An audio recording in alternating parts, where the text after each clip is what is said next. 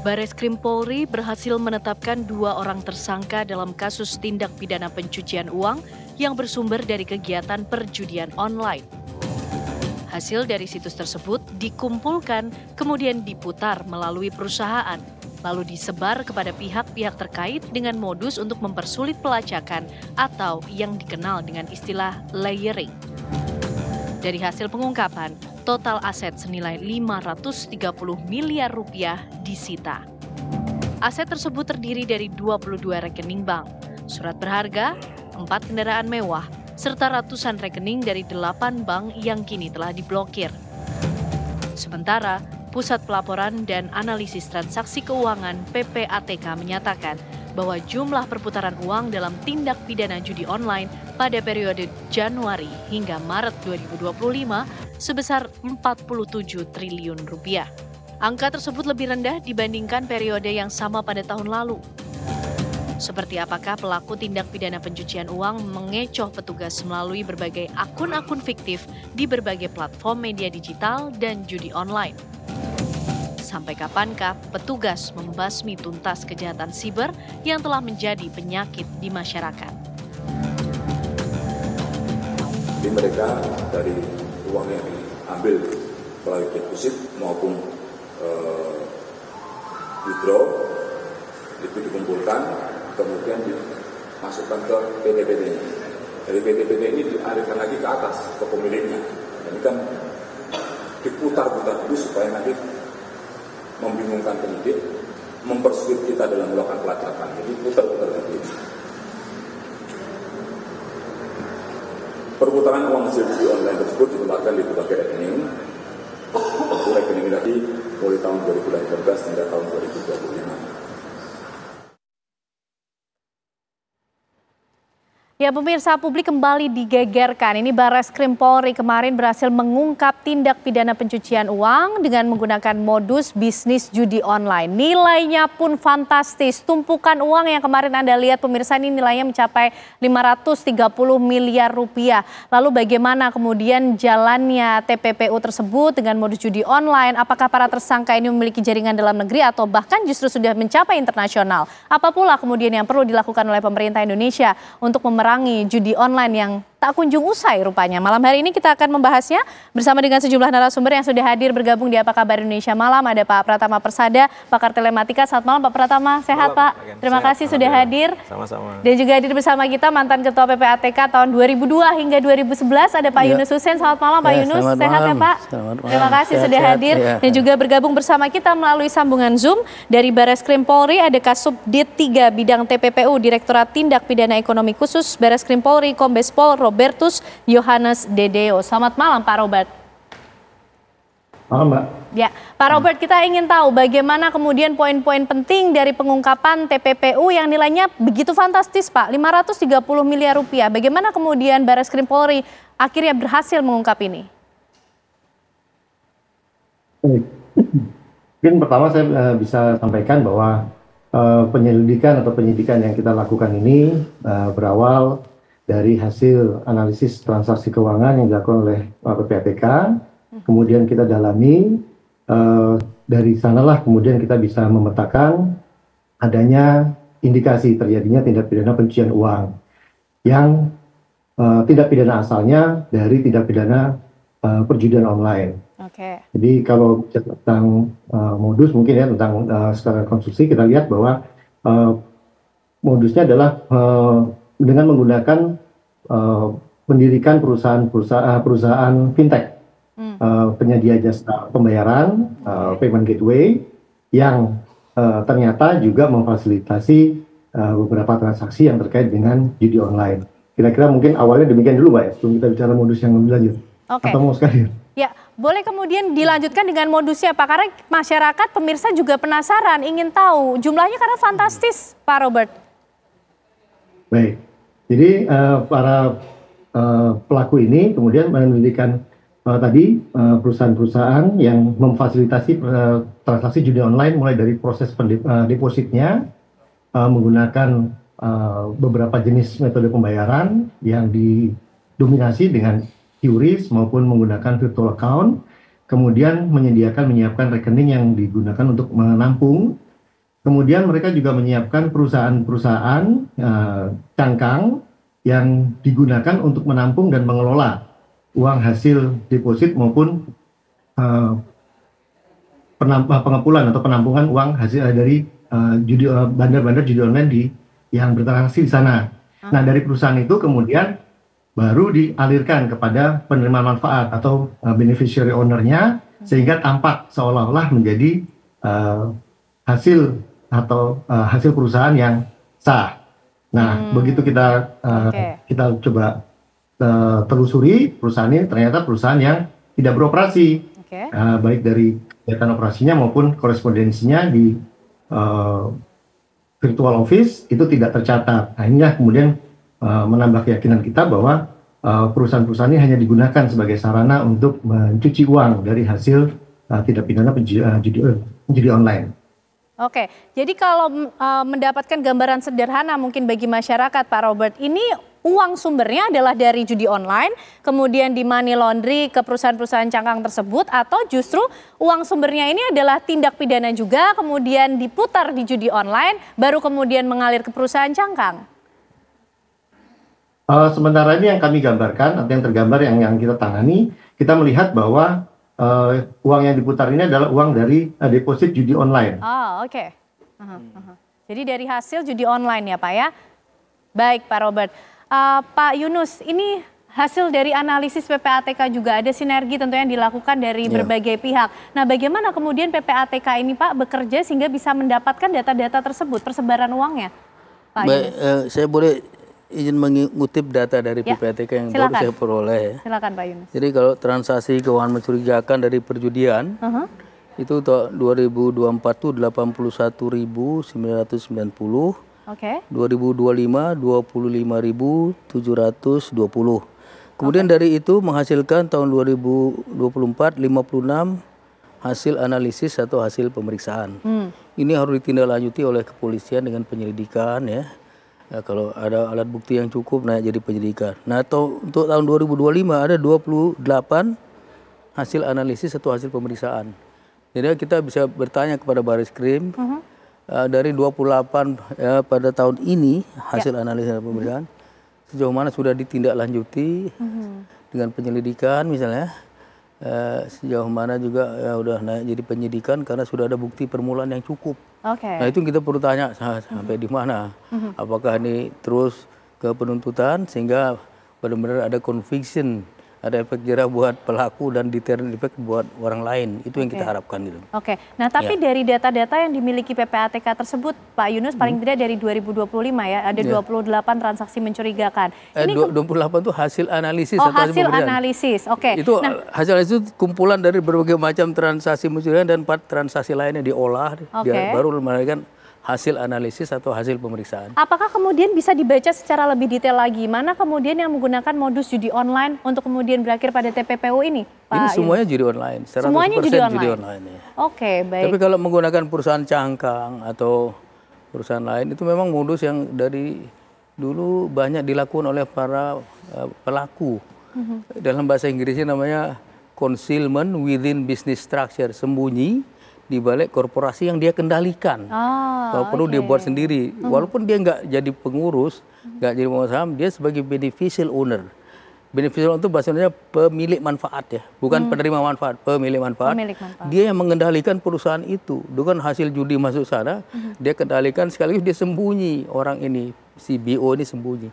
Padahal kebenaran material ada di situ. Dia yang mengontrol, dia mengendalikan segala-galanya. Dari data yang dimiliki PPATK, Pak Yunus, apakah ini kemudian jumlahnya selalu meningkat setiap tahunnya yang menggunakan modus judi online ini, Pak Yunus? Ya, memang dari sudut angka statistik ya saya baca laporan itu ada sedikit penurunan ya volume ya. Tapi angka yang katakanlah kita pegang angka tahun lalu masih sangat signifikan, cukup besar itu. Jumlah triliunan itu, di mana yang bermain justru bukan high class, kebanyakan menengah ke bawah justru. yang banyak bermain ya. Jadi yang digerogotin justru yang di bawah itu. Betul, karena kami juga memiliki informasi ini Pak Yunus mengenai data transaksi judi online setidaknya dari tahun 2017 hingga 2025 yang kemudian kalau kita lihat secara besaran rupiahnya nilainya ini setiap tahunnya mengalami peningkatan begitu Pak Yunus.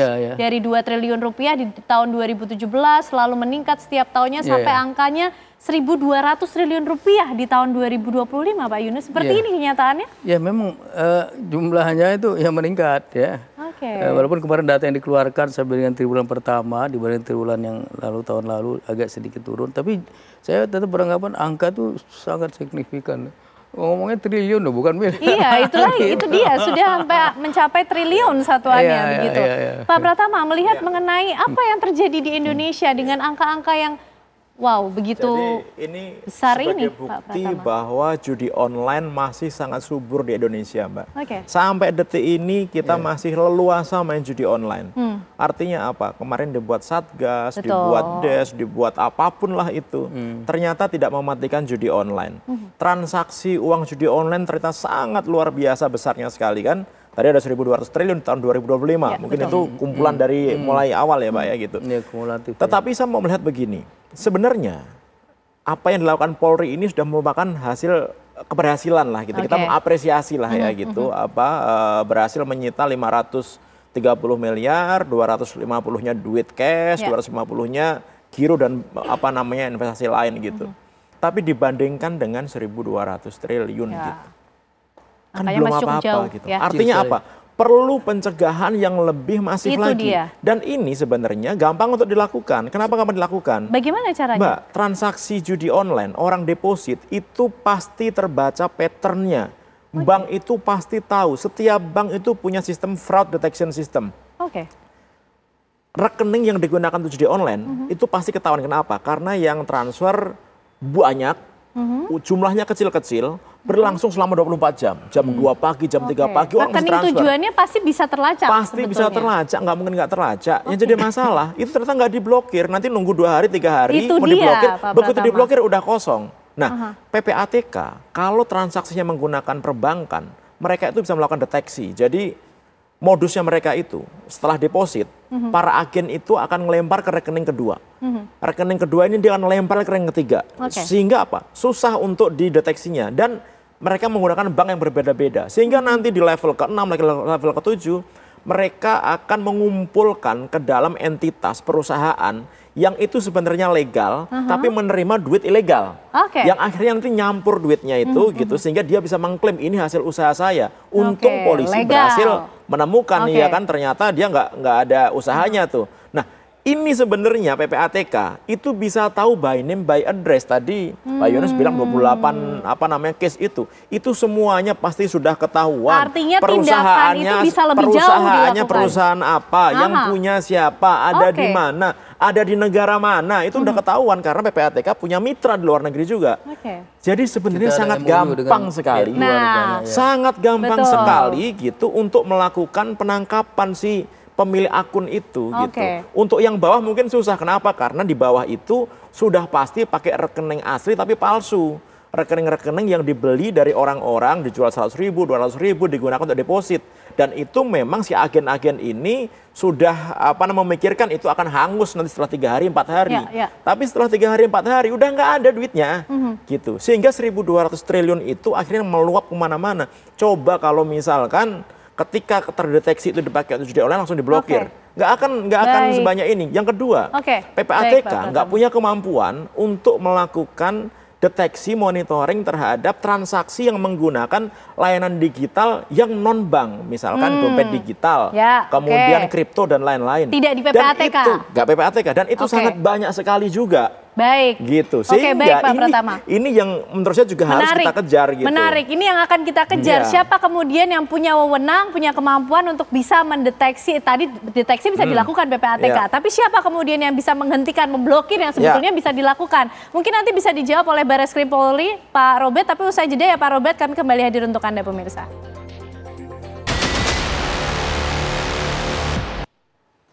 Ya, masih akan kita lanjutkan pemirsa perbincangan mengenai judi online yang tentu tidak pernah kehilangan daya tariknya karena ini menjadi musuh besar Indonesia tentunya. Tadi sudah disampaikan oleh Pak Pratama bahwa PPATK punya datanya kok, detail, by name, by address, bisa dimonitor semuanya dibuka. Tapi tinggal bagaimana kemudian langkah penegakan hukumnya Pak Robert yang sebetulnya bisa dilakukan oleh pihak kepolisian bekerja sama dengan pihak-pihak lain tentunya. Begini Mbak, jadi menindaklanjuti tadi yang disampaikan oleh Pak Pratama, terima kasih. Pada prinsipnya kalau kita bicara tentang tanggung jawab, ini merupakan tanggung jawab kita bersama. Ya. Artinya tidak merupakan satu tanggung jawab satu pihak saja. Hari ini, tadi pagi, kami juga mengikuti kegiatan di PPATK bersama Bapak Kepala PPATK, Pak Kapolri, Ibu Komdigi, Ibu Menteri Komdigi, kemudian juga teman-teman dari OJK, BI. Artinya kita semua sepakat bahwa ini memang menjadi tanggung jawab kita bersama untuk saling bersinergi dalam penanganan tindak pidana. Nah, berkaitan dengan penegakan hukum juga demikian. Namun perlu mungkin kami sampaikan bahwa kalau di Barreskrim sendiri terkait dengan tindak pidana judi online-nya sebagai tindak pidana asal, ini secara spesifik khusus ditangani oleh Direktorat Tindak Pidana Siber di Barreskrim. Nah, yang perlu juga kami sampaikan berkaitan dengan tadi yang disampaikan atau diskusi kita sebelumnya, kalau di teman-teman di PPATK terkait dengan penelusuran maupun analisa transaksi keuangan yang digunakan adalah pendekatan terhadap adanya simptom ataupun kejanggalan terhadap proses transaksi.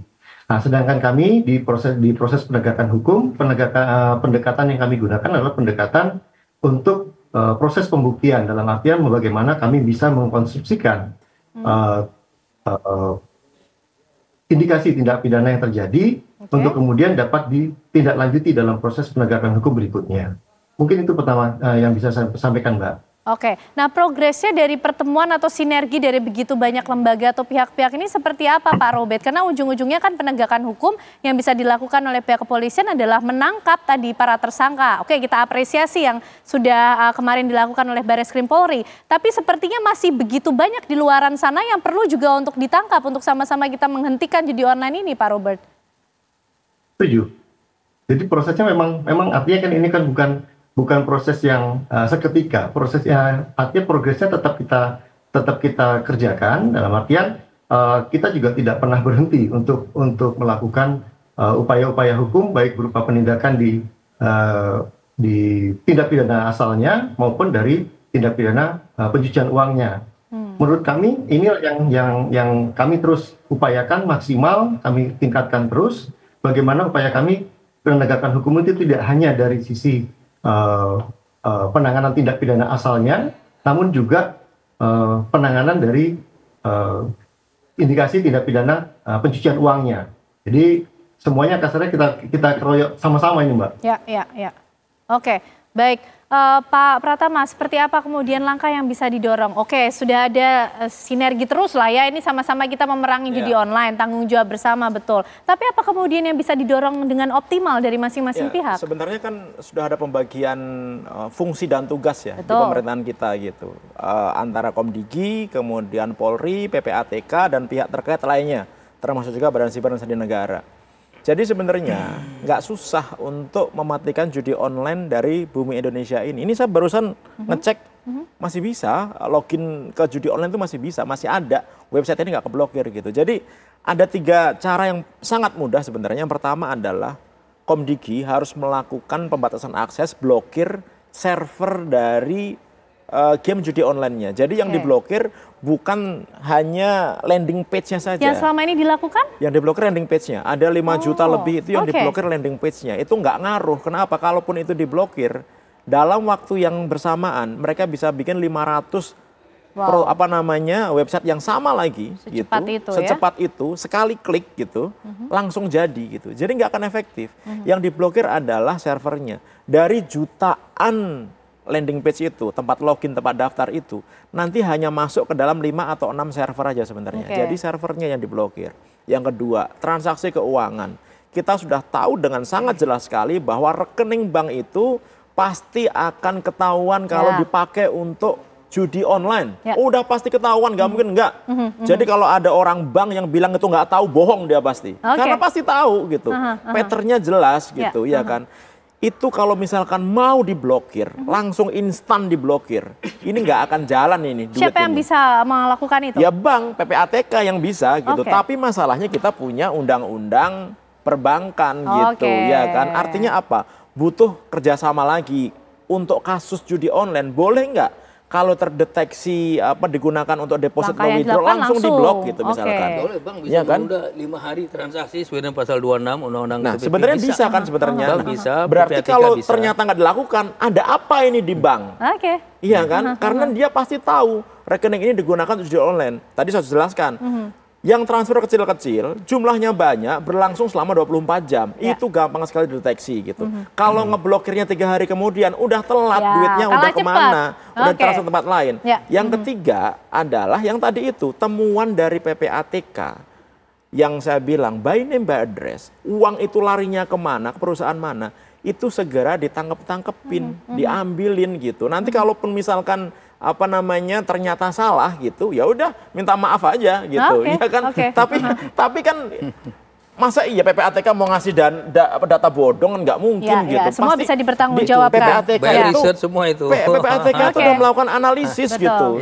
Jadi fieldnya itu ya mungkin ada, tapi nggak akan banyak gitu. Nah itu yang harus ditegakkan. Sehingga kalau tiga-tiganya ini bisa dilakukan, berhenti judi online. Nah satu lagi adalah pembayaran non-bank. Nah di sini OJK berperan gitu. Bagaimana bisa menertibkan payment gateway, lain-lain pembayaran itu, termasuk kripto, untuk memberikan laporan yang sebenar-benarnya gitu, dan untuk memblokir ketika terjadi transaksi yang digunakan judi online. Prakteknya belum berlangsung berarti? Enggak, sampai sekarang masih bisa. Dan mereka sangat terang-terangan sekali. Di website itu bilang, boleh kalau transfer sekarang kalau diblokir banknya ini pakai nomor rekening ini, kalau diblokir pakai voucher ini, kalau diblokir pakai dompet digital ini. Anda mereka ngasih tahu semuanya. Itu temuan dari Pak Pratama. Pak Yunus silakan mungkin menanggapi. Jadi begini, sebenarnya kalau menyangkut payment system itu full kewenangannya BI sebenarnya ya. Kalau perbankan benar sekali BI ya. Kalau payment system itu BI, bukan hanya banknya, non bank juga. Jadi BI perlu banyak dilibatkan, lebih banyak aktif juga ya. Selain tadi udah bener lah Komdigi, saya setuju sekali. PPATK lebih aktif, penegak hukum, kemudian BI. Juga jangan lupa ada upaya pencegahan, edukasi kepada masyarakat tadi. Mereka keranjingan benar judi, emang bisa bikin kaya. Bandar itu kan mana ada bikin menang penjudi, kan nggak ada kan. Itu juga harus dia menangkan dia sendiri. Kepada masyarakat. Nah, mereka harus ditanamkan bahwa ini sebenarnya mereka ya masuk dalam perangkap yang merugikan, bukan bikin kaya malah bikin miskin. Tapi kalau dari sisi PPATK sendiri Pak Yunus, apa sih kemudian kesulitan yang dihadapi oleh PPATK sehingga dirasa PPATK belum bisa optimal menjalankan perannya untuk bisa memerangi judi online juga? Apakah tadi terbatas oleh undang-undang yang mengatur atau seperti apa? PPATK nggak ada constraint undang-undang ya, nggak ada kerahasiaan bank, nggak ada. Cuman seperti saya sebutkan tadi, dalam satu kesebelasan, PPATK itu seperti gelandang, midfielder saja. Sebagai playmaker memberikan umpan kepada striker, penyerang penegak hukum. Jadi bola dari striker, tergantung striker memasukin apa enggak. Itu tadi, jadi semua punya perannya masing-masing. Jadi gelandangnya udah bagus, strikernya pun harus bagus. Gitu. Masyarakat, civil society juga harus bagus, mengawasi semua itu. Tokoh-tokoh masyarakat mengedukasi publik, jangan ikut main judi online, kalau mau kaya usahalah, berkeringatlah, mana bisa kaya pakai judi. Pak Yunus yang disampaikan itu, literasi itu hanya bisa dilakukan untuk orang belum main. Kalau orang yang sudah main mau dikasih tahu kayak apapun, nggak percaya dia. Gitu. Kita tahan dulu, tapi bapak-bapak ya, kita akan meramu bagaimana kemudian jurus paling jitu selain para penegak hukum, PPATK, BI, OJK atau pihak-pihak lain lah ya, ikut bekerja terus memberantas judi online. Tapi juga apa pula yang perlu dilakukan pemerintah Indonesia untuk lebih memaksimalkan upayanya memerangi judi online ini. Usai jeda pemirsa, kami kembali untuk Anda. Kalau udah keranjingan susah.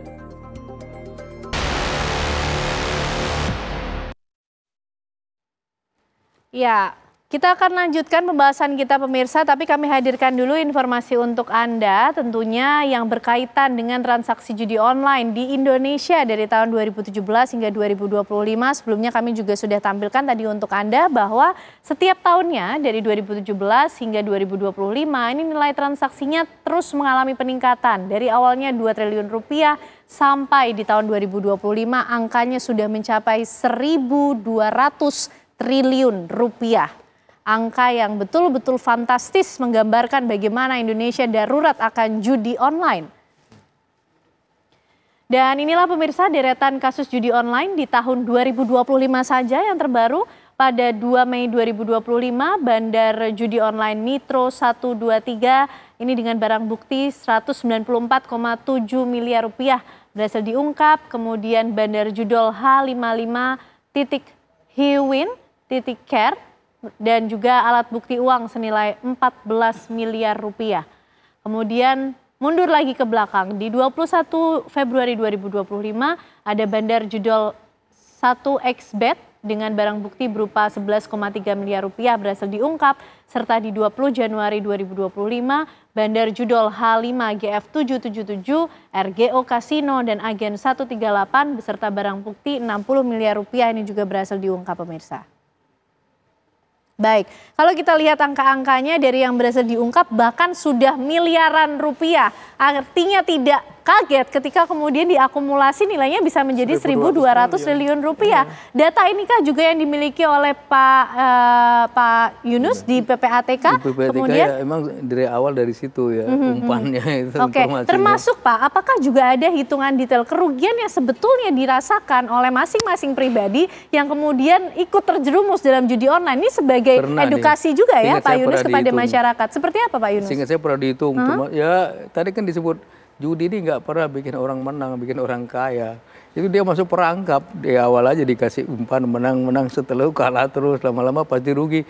Tinggal dijumlahkan saja mereka yang main sekian banyak dengan deposit awal berapa ya pasti rugi. Rugi, nggak ada pasti rugi. Jadi kalau orang bilang bisa kaya dengan judi online tuh mimpi di siang bolong, nggak akan terjadi. Kalau judi online udah pasti rugi Mbak. Ya judi online nih ya, kenapa? Karena judi online dimainkan. Ada algoritma tertentu di permainan itu dimainkan, aplikasinya dimainkan supaya orang itu main pasti kalah, tapi nggak merasa kalah. Kenapa?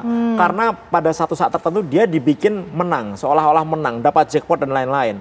Tapi saya berani taruhan, bandingkan orang itu ketika dia deposit dan withdraw. Deposit itu yang dia bayar, withdraw itu narik duitnya gitu. Pasti jauh lebih banyak depositnya dibanding withdrawnya, gitu. Artinya apa? Harusnya kalau mereka jujur, mereka tuh pasti kalah sebenarnya gitu. Tapi karena mungkin pengen dilihat temennya seolah-olah supaya kelihatan hebat, menang gitu ya kan. Dan aplikasi ini membuat orang happy, walaupun kalah happy, mana ada duitnya hilang happy Mbak gitu main judi itu. Itu yang kemudian perlu ditanamkan oleh masyarakat di rumah ya, jangan sampai kemudian terjerumus dalam judi online. PPATK juga mendeteksi Pak, ini para tersangka yang ditangkap ini sudah memiliki jaringan bahkan sampai ke internasional kah begitu? Ya mereka kan nggak berdiri sendiri biasanya, pasti ada jaringan. Dan selama ini kan saya anggap kurang begitu tegas. Selama ini berusaha dikejar bandar. Bandar tuh kebanyakan di luar terus terang saja. Susah nangkepnya, teritori kita kan terbatas kedaulatan penegak hukum kita. Jadi seharusnya pakai pasal 67 Undang-Undang TPPU, walaupun dia buron, tidak tertangkap tapi asetnya ada, dirampas untuk negara, boleh dengan izin pengadilan, pasal 67 Undang-Undang 8 2010. Nah kemudian pemain judi selama ini kan nggak pernah, katakanlah hampir nggak pernah ditindak, padahal dia melanggar hukum juga, melanggar 303 KUHP, melanggar Undang-Undang ITE. Pemain ini nggak pernah ada efek jerah sama sekali karena terlalu dianggap korban 5 juta, saja. 5 juta orang. 5 juta dianggap korban aja. Penjara nggak cukup Pak. Padahal pemain nggak, hukumannya mungkin yang lain bentuknya. Baik Pak Yunus. Pak Robert, ini nampaknya juga biar ada jerah lah, biar kurang. Nampaknya perlu juga sinergi dari internal kepolisian sendiri Pak, karena kemudian judi online ini kan merambah atau bekerja di ruang siber begitu. Apa kemudian langkah ke depan yang juga tengah disusun dan akan segera dilakukan oleh pihak kepolisian sebagai penegak hukum untuk betul-betul bisa mengefektifkan upaya memerangi judi online ini?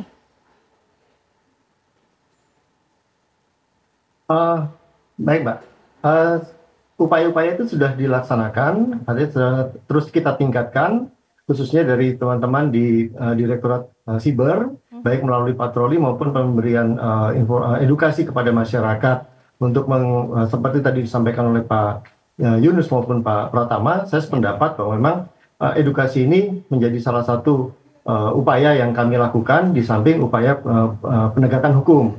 Selain itu, tadi saya diingatkan juga oleh Pak Yunus terkait dengan pasal 67. Ya. Jadi untuk aset-aset atau rekening-rekening yang kemudian juga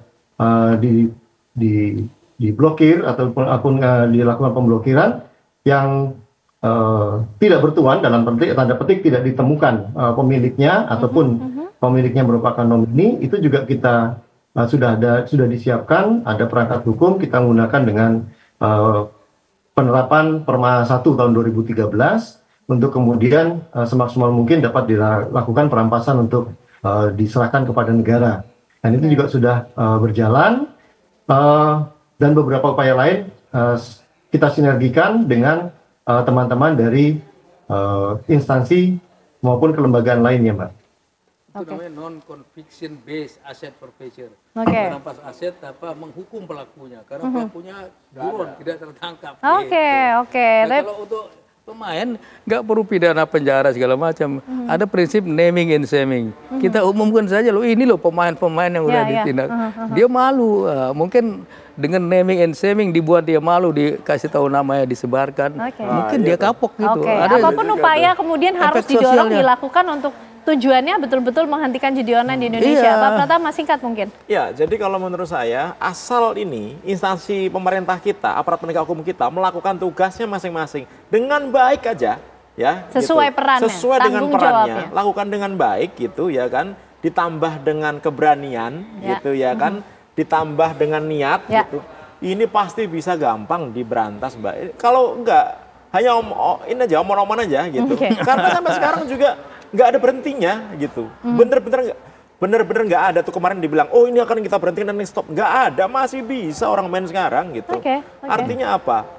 Sistem yang ada di negara kita nggak jalan ini untuk menghentikan judi online gitu. Mungkin untuk menyenangkan diri sendiri ngomong, ya kan udah mulai turun gitu, nggak cukup. Karena tidak apa? Cukup hanya turun. Yang jadi korban itu orang-orang yang sebenarnya tidak eligible untuk main. Yang makannya aja susah, anaknya sekolah susah bayarnya, ya kan? Beli susu bayinya juga susah. Itu temuannya seperti itu ya, Pak? Itu semuanya kayak gitu. Sebagai 80% gitu. Artinya apa? Ini menggerogoti nanti stabilitas negara kita gitu, ya kan? Kalau misalkan orang-orang yang memang nggak punya uang akhirnya terjerat judi online, susah. Yang ujung-ujungnya mereka utang, pinjol, ya kan, akhirnya banyak yang bunuh diri, kemudian ngerampok, begal. Negara kita rusuh hanya gara-gara judi online ini. Oleh karena itu, ini Pak Polisi ini sebenarnya udah bagus ini melakukan ini, lakukan untuk yang lainnya lagi semuanya gitu. Yang tadi ada 28 itu coba hajar semuanya, 28 case, selesaikan semua, pasti akan dijempoli semua masyarakat. Baik. Pak Robert, komitmennya singkat saja mungkin dari kepolisian, 28 ini harus disikat tuntas semuanya, Pak Robert, diungkap. LHP PPATK 28, nah itu ditagih. Bagaimana Pak Robert, silakan. Dalam nama Tuhan, insya Allah. Baik. Bagus, itu komitmennya. Keyakinan, kemantapan, niat, dan keberaniannya terlihat dari yang disampaikan Pak Robert. Pak Yunus, suggestion-nya mungkin seperti apa? Ya tadi sinergi saya setuju sekali ya. Bukan hanya PPATK, penegak hukum, Komdigi, II, ya, tokoh masyarakat untuk edukasi ya kepada masyarakat ya. Civil society juga harus digerakkan. Selain itu saya setuju dengan Pak Dedeo tadi, pasal 67 yang non-conviction based asset forfeiture silahkan dilakukan. Untuk pemain kalaupun tidak mau masuk penjara atau dipidana terlalu berat ya buat mereka karena udah masyarakat kecil. Mungkin efek sosial, hukuman sosial yang diumumkan lah ini mereka yang main judi yang sudah kena mudah-mudahan dia jerah. Justru efektif. Orang kita kadang-kadang lebih takut malu daripada 90.000 ASN. Baik. Artinya semua upaya dilakukan tujuannya untuk betul-betul menghentikan judi online beroperasi di Indonesia. Kita tunggu nanti bagaimana implementasi dari semangat dan komitmen Pak Robert dan juga teman-teman di kepolisian, bagaimana bersinergi juga dengan PPATK dan juga pihak-pihak lain lainnya tentunya untuk memerangi judi online yang sampai sekarang justru belum kunjung usai juga pemirsa. Tapi terima kasih Bapak-Bapak semuanya, Pak Pratama, Pak Yunus, Pak Robert juga malam hari ini sudah bergabung bersama kami di Apa Kabar Indonesia Malam.